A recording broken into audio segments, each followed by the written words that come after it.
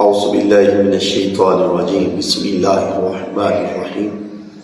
تمام امت مسلمہ کو ربیع الاخر بہت بہت مبارک ہو۔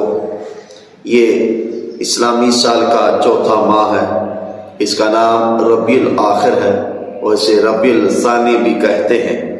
اس کی وجہ تسمیہ یہ ہے کہ اس مہینے کا نام رکھنے کے وقت موسم ربیع کا آخر تھا، اس لیے اس ماہ کا نام ربیع الاخر رکھا گیا۔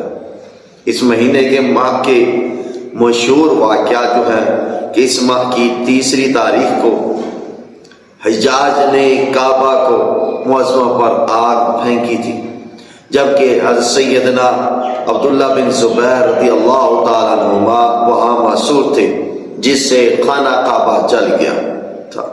اور اس ماہ کی 14ویں تاریخ کو نماز فرض ہوئی، اور اس ماہ بطور خاص جو اس ماہ کے ساتھ زیادہ تر نسبت ہے رفع عامی اور امت مسلمہ جو اس سے نسبت کرتے وہ یہ ہے کہ مشہور و معروف جو ہے واقعہ وہ یہ ہے کہ سیدنا مولانا القطب فرد الغوث الشیخ الاسلام والمسلمین غوث ثقلین الشیخ محی الدین عبد القادر جیلانی الحسن والحسینی الجیلانی الحمدی المعروف پیران پیر دستگیر رضی اللہ تعالی عنہ، آپ کا وصال مبارک ہے اس 11 تاریخ کو۔